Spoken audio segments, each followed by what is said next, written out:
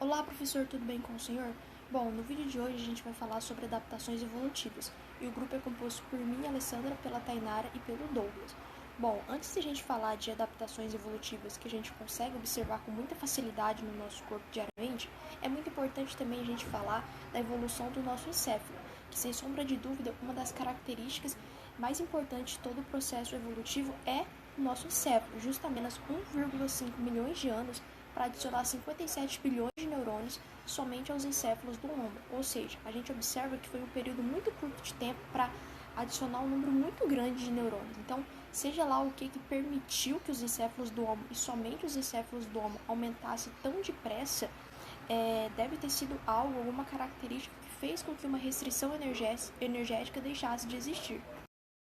Bom, o grande aumento de neurônios no encéfalo do Homo, ele está muito relacionado com uma restrição energética. Então, os nossos ancestrais, eles precisavam encontrar algum modo de contornar essa restrição energética.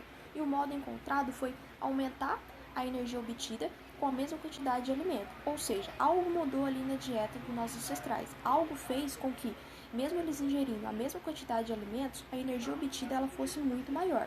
E agora o questionamento que fica é qual que foi essa grande mudança, o que aconteceu que permitiu esse aumento no número de neurônios no encéfalo do homem. Bom, há 4 milhões de anos atrás, os nossos ancestrais australopithecus eles tornaram-se bípedes, o que ampliou o alcance na coleta de alimentos. Então, agora andar sobre duas pernas custava 4 vezes menos energia. Então, os nossos ancestrais, além de caçadores, eles tornaram-se então agora coletores também. Há 2 milhões de anos atrás entrava em ação o Homo erectus, com pernas mais longas que reduziam o caminhar, gastando muito menos energia agora, além ainda de um glúteo máximo grande, que é o músculo que torna as nádegas humanas mais arredondadas, um ligamento nucal que mantém a cabeça ereta, favorecendo muito o bipedalismo, além também do dedo dos pés mais curtos, o que os tornava mais aptos a caminhar. Bom, como sabe, cérebros maiores tornaram nossos ancestrais, além de caçadores, coletores também. Então, ao disponibilizar mais energia, a transformação de caçadores-coletores provavelmente pôs os nossos ancestrais no caminho deles se beneficiarem desse número maior de neurônios e também deles conseguirem manter esse número maior de neurônios. Então surge de novo aquele questionamento: como conseguir mais energia em menos tempo?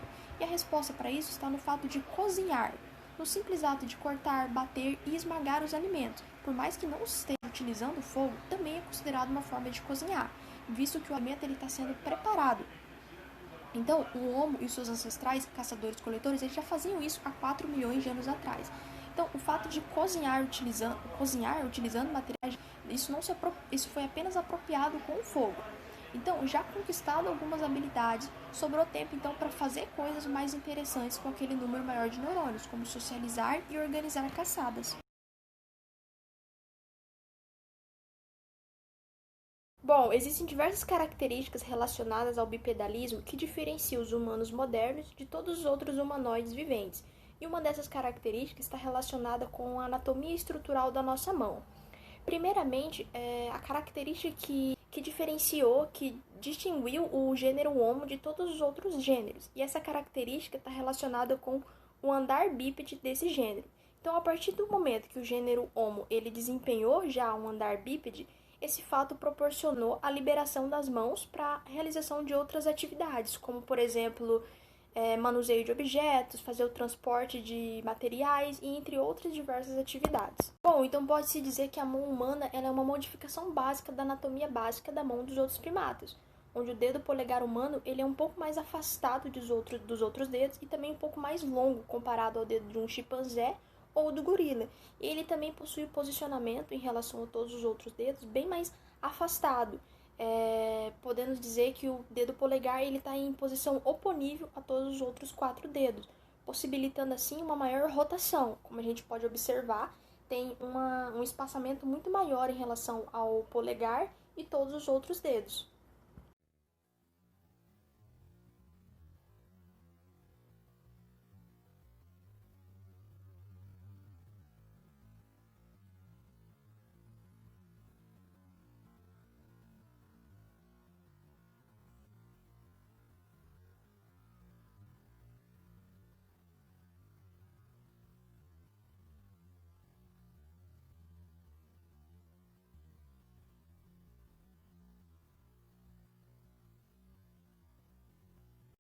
Portanto, essa pequena alteração, mas ao mesmo tempo uma alteração tão importante em relação à estrutura anatômica das mãos, possibilitou uma ampla gama de funções que nós humanos conseguimos realizar e nenhum outro primata consegue realizar.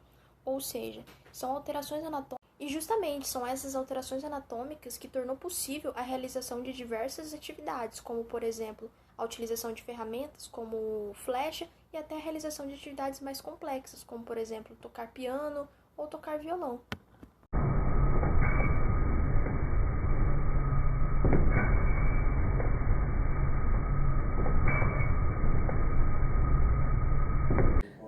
Dando continuidade no que a Alessandra disse, eu vou falar um pouco sobre a adaptação dos pés. Mas para mim entrar nesse assunto, eu tenho que falar dos nossos ancestrais quadrúpedes e como foi que a gente evoluiu, né? Que foi um grande sucesso, né?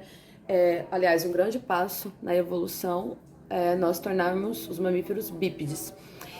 E assim, como eles insistiram nessa mudança devido a fatores de sobrevivência, eles tentaram, foi mudando, né, no caso, as pernas, que elas se deslocavam, começou a se deslocar para baixo, junto com os joelhos, né, que eles foram para aguentar o nosso peso, ou o peso do animal da época.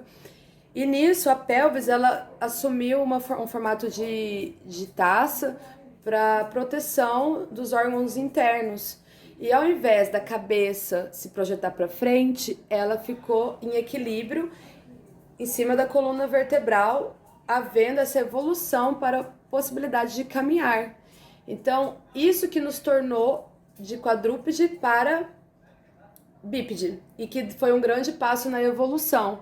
E assim os pés, ele é brilhantemente projetado para fornecer impulso. E os ligamentos e tendões de apoio nos arcos do pé são feitos de modo que toda vez que o nosso pé toca o solo, eles liberam a energia acumulada, fazendo a corrida mais eficiente. Junto disso, com os ossos, né, que tem todo um contexto, com a cartilagem, que ajuda nas juntas para manter o impacto. Bom, pessoal, dando continuidade aqui um pouquinho no que a Alessandra e a Tainara falaram, eu vou falar um trechinho aqui bem legal de uma pesquisa que nós três levantamos a respeito da nossa evolução do nosso encéfalo. Eu vou me basear nos mamíferos e um pouquinho mais focado nos primatas, nos homos.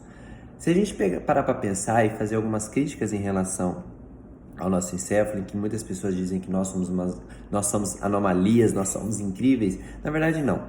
Se a gente pegar a proporção da nossa massa encefálica com o nosso corpo, nós estamos exatamente no padrão de tamanho encefálico.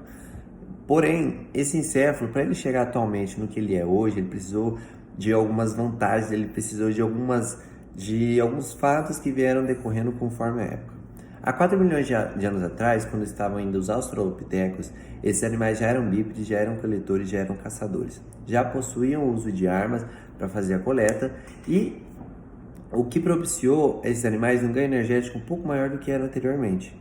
Ou seja, esses animais começaram a conseguir conquistar com mais facilidade seu alimento e conseguiram um ganho energético maior. Esse ganho energético, ele não aumentou a massa cefálica dessa forma, não foi assim. Ele fez energia, fez massa cefálica, não. Mas o aumento energético fez com que houvesse uma reserva energética maior, o que propiciou o aumento de neurônios corticais. Esse aumento neuronal, ele começou a nos dar mais capacidade cognitiva. E foi aí que a seleção natural começou a agir. Porque uma capacidade cognitiva nos dá direito ao desenvolvimento de habilidades. E na maioria das vezes, essas habilidades eram voltadas para o aumento de economia energética. O que a gente volta a ter mais reserva energética, o que possibilita novamente o surgimento de novos neurônios, o que favorece um maior poder cognitivo, um desenvolvimento de mais habilidades, maior economia energética e assim por diante. Então foi um ciclo que a seleção natural trabalhou muito bem. Tá? A seleção natural ela favoreceu muito bem todo esse desenvolvimento dessa história do nosso encéfalo. Isso foi extremamente curioso porque depois do desenvolvimento da cozinha, que foi quando a gente conseguiu, com a mesma quantidade de alimentos, com o mesmo espaço, sem maior tempo de forrageio, a gente conseguiu triplicar o nosso ganho energético. Ou seja, alimentos crus, numa dieta crudívora, só nos forneciam 33% da energia do alimento.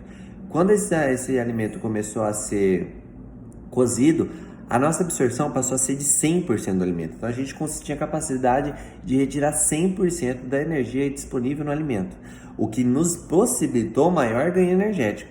Então, o desenvolvimento encefálico ele se deu a partir do momento em que houve maior disponibilidade energética, com o desenvolvimento de um poder cognitivo maior e o desenvolvimento de habilidades que nos forneciam mais energia economizando ela, certo? Então a nossa evolução se deu do nosso encéfalo e a seleção natural agiu dessa forma devido a essas 3 características que foram extremamente legais e até hoje ocorre, porque o nosso encéfalo ele está com a mesma massa encefálica de 200 mil anos atrás. O encéfalo ainda é o mesmo, porém as habilidades envolvidas de um indivíduo daquela época e dessa época são extremamente diferentes, porque as habilidades vão surgindo. A capacidade é a mesma, porém foram as habilidades que estão mudando cada vez mais, estão sendo facilitadas cada vez mais. Hoje nós podemos ver com as nossas tecnologias disponíveis, em que nós nos conectamos muito mais fácil, sem viagens, sem caminhadas, o que nos propicia uma maior economia energética, nos propicia um maior desenvolvimento, uma maior predisposição ao aumento neuronal. É isso.